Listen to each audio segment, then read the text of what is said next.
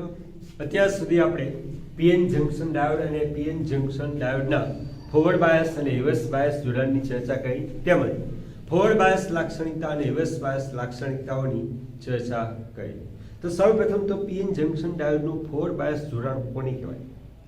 કે જ્યાં બાહ્ય બેટરીનું ધનધ્રુવ પીએન જંક્શનના પી છેડા સાથે અને બાહ્ય બેટરીનું ઋણ ધ્રુવ પીએન જંક્શનના એન છેડા સાથે જોડવામાં આવે તો બનતા જોડાણને ફોરવર્ડ બાયસ જોડાણ કહે છે. ફોરવર્ડ બાયસ જોડાણ દરમિયાન પીએન જંક્શનનો અવરોધ ઘણો ઓછો હોય છે. પરિણામે મેજોરિટી ચાર્જ કેરિયરને લીધે વિદ્યુત પ્રવાહનું વહન થાય છે. આમ ફોરવર્ડ બાયસ જોડાણ દરમિયાન પીએન જંક્શનમાંથી મોટા પ્રમાણમાં વિદ્યુત પ્રવાહનું વહન થાય છે, એટલે કે મિલી એમ્પિયરના ક્રમનો વિદ્યુત પ્રવાહ મળે છે. જ્યારે રિવર્સ બાયસ જોડાણ એટલે કે બાહ્ય બેટરીના ધન ધ્રુવની પીએન જંક્શનના એન છેડા સાથે અને બેટરીના ઋણ ધ્રુવની પીએન જંક્શનના પી છેડા સાથે જોડતા બનતા જોડાણને રિવર્સ બાયસ કહે છે. રિવર્સ બાયસ જોડાણ દરમિયાન ડેપ્લેશન સ્તરની પહોળાઈ અને ઊંચાઈ વધે છે. પરિણામે પીએન જંક્શનનો અવરોધ ખૂબ જ વધે છે. આથી વિદ્યુત પ્રવાહનું વહન માત્ર ને માત્ર માઇનોરિટી ચાર્જ કેરિયરને લીધે થાય છે. પરિણામે રિવર્સ બાયસ જોડાણ દરમિયાન વિદ્યુત પ્રવાહ છે તે માઇક્રો એમ્પિયરના ક્રમનો એટલે કે નહિવત પ્રમાણમાં વહન પામે છે. આ હકીકતને ધ્યાનમાં રાખીને પીએન જંક્શન ડાયોડનો યોગ્ય ઉપયોગ એટલે કે રેક્ટિફાયર તરીકે ઉપયોગ કરી શકાય છે. હવે રેક્ટિફાયર એટલે શું અથવા રેક્ટિફિકેશન એટલે શું? રેક્ટિફિકેશન એટલે એસી સિગ્નલ પછી પ્રવાહ હોય, વોલ્ટેજ હોય કે પાવર હોય તેનું ડીસી સિગ્નલમાં રૂપાંતર કરવાની પ્રક્રિયાને રેક્ટિફિકેશન કહે છે. ફરીથી એસી સિગ્નલ એટલે કે પ્રવાહ, વોલ્ટેજ કે પાવરનું ડીસી સિગ્નલમાં રૂપાંતર કરવાની પ્રક્રિયાને રેક્ટિફિકેશન કહે છે. તરત જ મનમાં પ્રશ્ન થાય કે રેક્ટિફિકેશનની જરૂરિયાત શું? આપણે તો ઘરમાં એસી વાપરીએ છીએ, પેલું હવા ખાવાનું એસી નહીં, એસી સપ્લાય વાપરીએ છીએ, તો આપણે ડીસી સપ્લાયની શું જરૂર છે? ડીસી સપ્લાય જે આપણે મોબાઈલ ચાર્જ કરવા માટે વાપરીએ છીએ એ તો આપણી પાસે ચાર્જર હોય છે.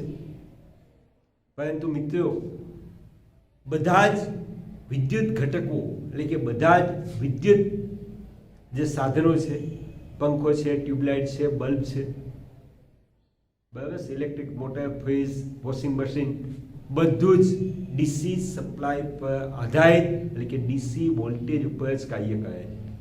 એસી સિગ્નલ પર કાર્ય કરતું નથી. બરાબર, એટલે આપણા ઘર વપરાશમાં જે એસી સિગ્નલ આવે છે તે જે તે વિદ્યુત ઘટકમાં એની પ્રોપર પરિપથ આપેલો હોય છે, જેના વડે એસીનું ડીસીમાં રૂપાંતર થાય છે. ત્યારબાદ જ તે વિદ્યુત ઘટક છે તે કાર્ય કરે છે. પછી ઇલેક્ટ્રિક પંખો હોય કે પછી ટ્યુબલાઇટ હોય કે ટીવી હોય, ફ્રીજ હોય, વોશિંગ મશીન હોય કે કોઈ પણ ઇલેક્ટ્રિક વિદ્યુત ઘટક હોય તો બધામાં ડીસી સિગ્નલની જરૂર પડે છે. બરાબર, આપણો જે મોબાઈલ જે ડીસી બેટરી પર આધાર રાખે છે તે ડીસીને ચાર્જ કરવા માટે વારંવાર એસીની જરૂર પડે છે. એટલે હકીકતમાં આપણે એડોપ્ટર વડે એસીનું ડીસીમાં રૂપાંતર કરી આપણા મોબાઈલની બેટરી આપણે ચાર્જ કરી શકીએ. ઓકે, તો કે એસી સિગ્નલ એટલે કે વિદ્યુત પ્રવાહ, વોલ્ટેજ કે પાવરનું ડીસી સિગ્નલમાં રૂપાંતર કરવાની પ્રક્રિયાને રેક્ટિફિકેશન કહે છે. હવે જે ઘટક કે જે પરિપથ વડે એસી સિગ્નલનું ડીસી સિગ્નલમાં રૂપાંતર કરવામાં આવે છે તે ઘટકને રેક્ટિફાયર કહે છે. ફરીથી, જે ઘટક કે જે પરિપથ વડે એસી સિગ્નલનું ડીસી સિગ્નલમાં રૂપાંતર કરવામાં આવે તે ઘટકને રેક્ટિફાયર કહે છે. તો મિત્રો અહીંયા આપણે પીએન જંકશન ડાયોડનો રેક્ટિફાયર તરીકેનો ઉપયોગ બે રીતે કહી શકાય છે, અર્ધ તરંગ રેક્ટિફિકેશન અને પૂર્ણ તરંગ રેક્ટિફિકેશન. એટલે કે પીએન જંકશન ડાયોડનો રેક્ટિફાયર તરીકેના ઉપયોગની આપણે ચર્ચા કરવાની છે. તો કે પીએન જંકશન ડાયોડનો રેક્ટિફાયર તરીકે બે રીતે ઉપયોગ થાય છે, અર્ધ તરંગ રેક્ટિફિકેશન અને પૂર્ણ તરંગ રેક્ટિફિકેશન. તો અહીંયા આપણે પીએન જંકશન ડાયોડનો અર્ધ તરંગ રેક્ટિફાયર તરીકેનો ઉપયોગ જરૂરી પરિપથ દોરીને સમજાવો. મોસ્ટ ઇમ્પોર્ટન્ટ પ્રશ્ન છે, વારંવાર પૂછાય છે. અર્ધ તરંગ અથવા પૂર્ણ તરંગ બેમાંથી એક મોટે ભાગે પૂછાતો જ પ્રશ્ન છે 2 માર્ક્સમાં. બહુ સહેલો પ્રશ્નનો જવાબ છે, માત્ર આકૃતિ દોરવાની છે. જેટલી વખત આકૃતિની પ્રેક્ટિસ કરશો એટલું ઇઝી બનશે અને પરીક્ષા દરમિયાન સહેલાઈથી અને ઓછા સમયમાં આપણે વિદ્યુત પરિપથ દોરી શકીશું. તો અર્ધ તરંગ રેક્ટિફિકેશનની ચર્ચા કરતા પહેલા બે વ્યાખ્યાઓ જોઈ લઈએ, રેક્ટિફિકેશન અને રેક્ટિફાયર. બરાબર? તો કે એસી સિગ્નલ એટલે કે તેમાં વોલ્ટેજ, પ્રવાહ કે પાવર કોઈ પણ હોઈ શકે. તો કે એસી સિગ્નલનું ડીસી સિગ્નલમાં રૂપાંતર કરવાની ક્રિયાને રેક્ટિફિકેશન કહે છે. અને જે ઘટક અથવા પરિપથ વડે આ ક્રિયા કરી શકાય, એટલે કે એસી સિગ્નલનું ડીસીમાં રૂપાંતર કરી શકાય, તેને રેક્ટિફાયર કહે છે. હવે મિત્રો આપણે પ્રશ્નની ચર્ચા કરીએ. પીએન જંકશન ડાયોડનો અર્ધ તરંગ રેક્ટિફાયર તરીકેનો ઉપયોગ સમજાવો. પીએન જંકશન ડાયોડનો અર્ધ તરંગ રેક્ટિફાયર તરીકેનો ઉપયોગ સમજાવો. તો કે અર્ધ તરંગ રેક્ટિફિકેશન. તો કે અર્ધ તરંગ રેક્ટિફિકેશન અથવા અર્ધ તરંગ રેક્ટિફાયર એક ટ્રાન્સફોર્મર, એક પીએન જંકશન ડાયોડ અને એક લોડ અવરોધનું બનેલું હોય છે. એટલે પેલા બે પેરેગ્રાફમાં આપણે પરિપથની ચર્ચા કરીશું. તો કે અર્ધ તરંગ રેક્ટિફાયર શેનું બનેલું હોય? ટ્રાન્સફોર્મર, પીએન જંકશન ડાયોડ અને લોડ અવરોધનું બનેલું હોય છે. હવે ટ્રાન્સફોર્મરનું પ્રાથમિક ગૂંચળું. હવે ટ્રાન્સફોર્મરની રચના અને કાર્ય પદ્ધતિ આપણે 7મા ચેપ્ટરમાં જોઈ ગયા. ટ્રાન્સફોર્મરમાં બે ગૂંચળા હોય છે, એક પ્રાથમિક ગૂંચળું અને એક છે ગૌણ ગૂંચળું.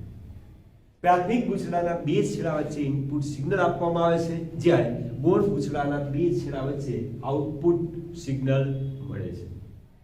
ટ્રાન્સફોર્મરનું કાર્ય શું?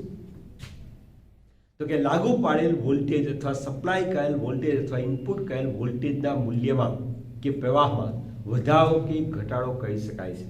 પરિણામે બે પ્રકારના ટ્રાન્સફોર્મર હોય, સ્ટેપ અપ અને સ્ટેપ ડાઉન ટ્રાન્સફોર્મર.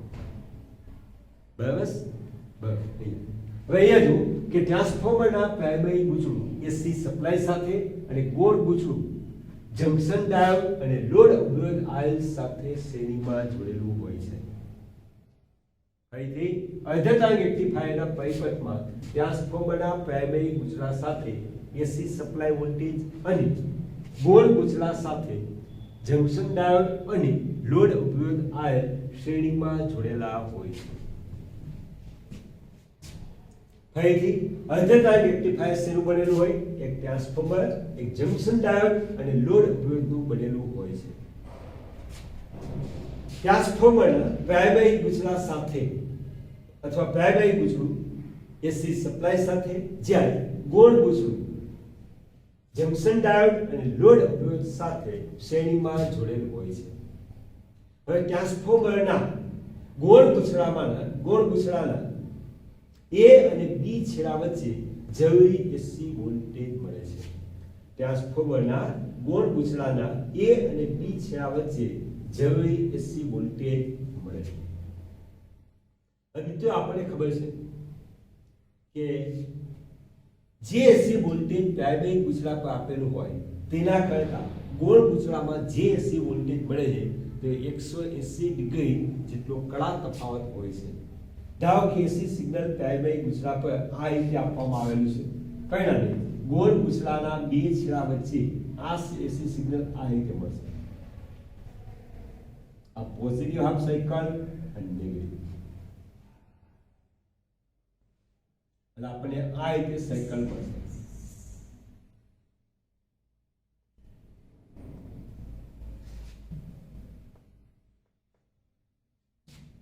આ પહેલું હાફ સાયકલ. ફરીથી તો કે ટ્રાન્સફોર્મરના ગોળ પૂછડાના બે છેડાઓ A અને B વચ્ચે જરૂરી એસી વોલ્ટેજ મળે છે. એસી વોલ્ટેજના પ્રથમ ધન અર્ધ ચક્ર દરમિયાન, એટલે કે જ્યારે એસી વોલ્ટેજનું પ્રથમ ધન અર્ધ ચક્ર ગોળ કોઇલ પર મળે છે, તો ગોળ પૂછડા પર મળે છે, ત્યારે એ B ની સાપેક્ષે ધન બને છે. હવે એ B ની સાપેક્ષે ધન બને તો ધન છેડો છે તે અર્ધવાહકના P છેડા સાથે અને B છેડો અર્ધવાહકના N છેડા સાથે, એટલે કે B ઋણ છે અને ઋણ છેડો અર્ધવાહકના N છેડા સાથે જોડાયેલો હોય છે. તો મિત્રો હમણાં જ આપણે ફોરવર્ડ બાયસ જોડાણની વ્યાખ્યા જોઈ કે જ્યાં બાહ્ય બેટરીનું ધન ધ્રુવ PN જંક્શનના P છેડા સાથે અને ઋણ ધ્રુવ અર્ધવાહકના N છેડા સાથે જોડવામાં આવે ત્યાં બનતા જોડાણને ફોરવર્ડ બાયસ કહે છે. અહીંયા એસી વોલ્ટેજના પ્રથમ ધન અર્ધ ચક્ર દરમિયાન એ ધન અને B ઋણ. પરિણામે PN જંક્શન ડાયોડ ફોરવર્ડ બાયસમાં હોય છે. PN જંક્શન ડાયોડ ફોરવર્ડ બાયસમાં હોવાથી મેજોરિટી ચાર્જ કેરિયરને લીધે વિદ્યુત પ્રવાહ વહન પામે છે. આથી લોડ અવરોધ આયલમાંથી વિદ્યુત પ્રવાહ x થી y દિશામાં વહન પામે છે.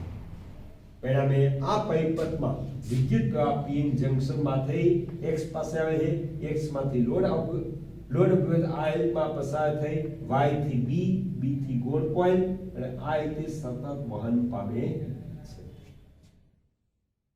ફરીથી એસી વોલ્ટેજના ધન અર્ધ ચક્ર દરમિયાન એ B ની સાપેક્ષે ધન બને છે. પરિણામે PN જંક્શન ડાયોડ ફોરવર્ડ બાયસમાં હોવાથી વિદ્યુત પ્રવાહ લોડ અવરોધ આયલમાંથી x થી y દિશામાં વહન પામે છે, જે T વડે દર્શાવેલ છે.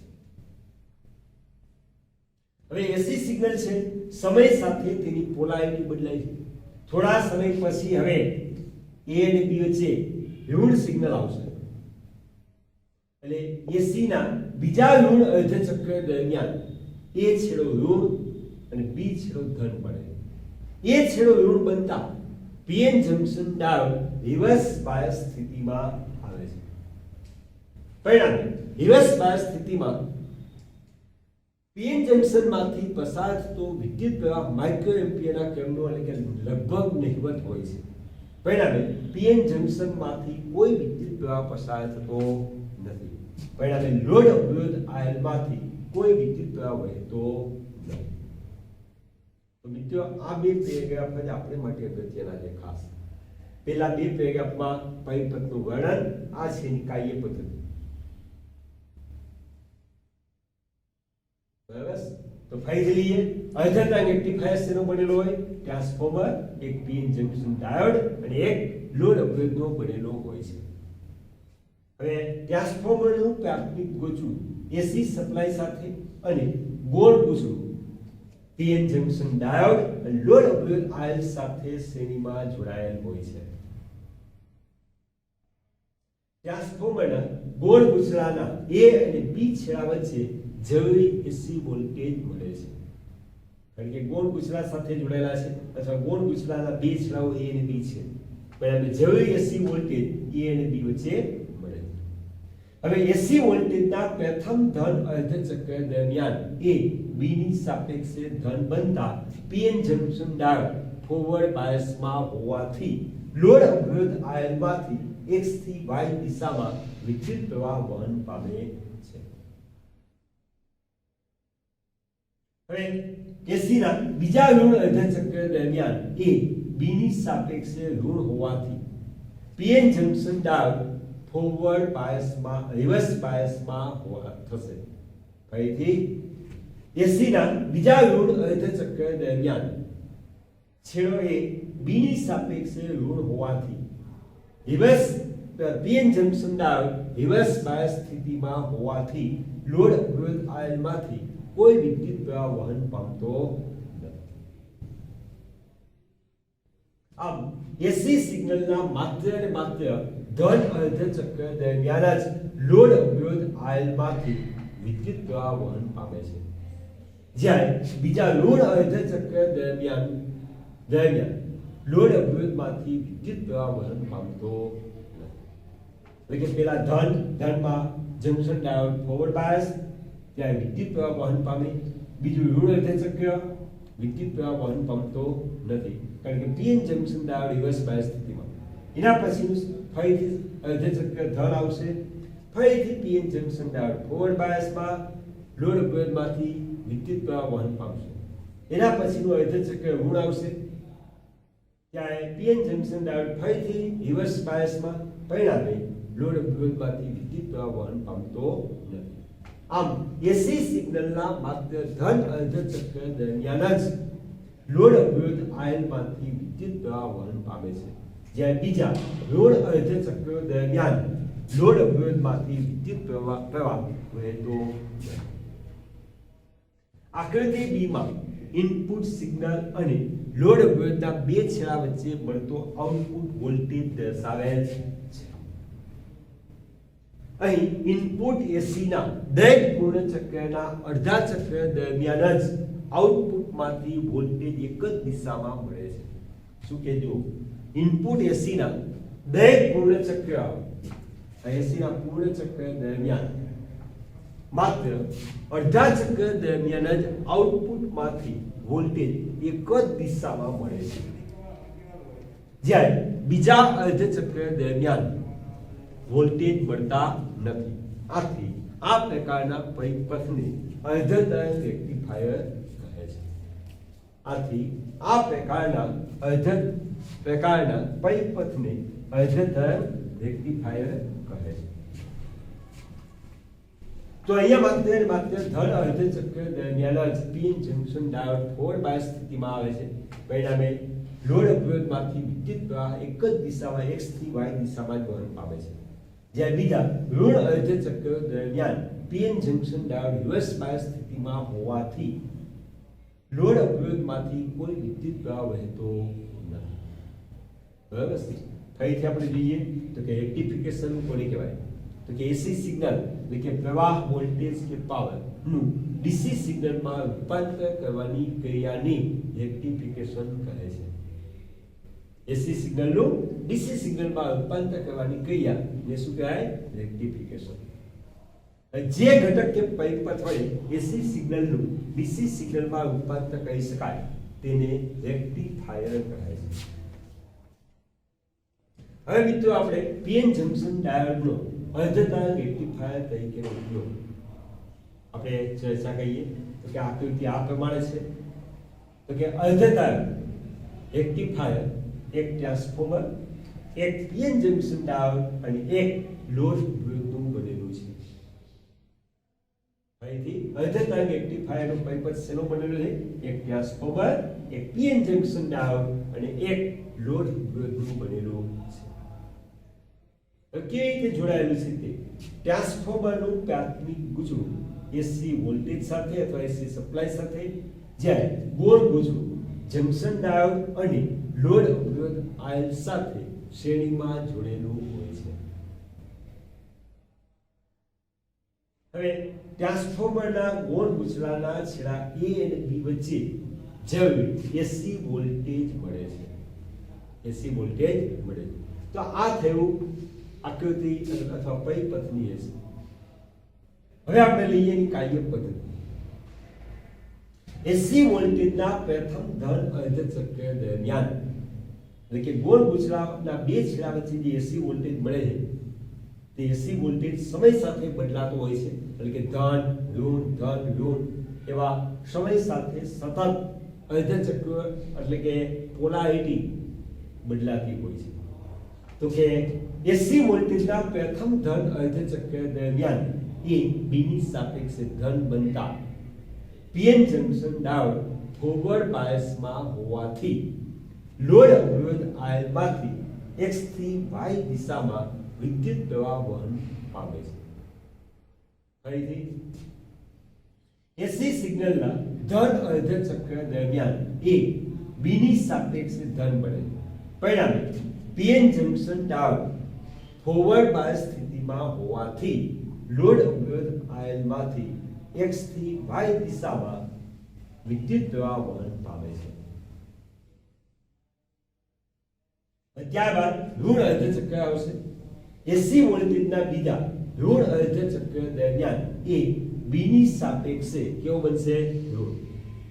પરિણામે PN junction diode reverse bias સ્થિતિમાં હોવાથી લોડ અવરોધમાંથી કોઈ વિદ્યુત પ્રવાહ વહેતો નથી.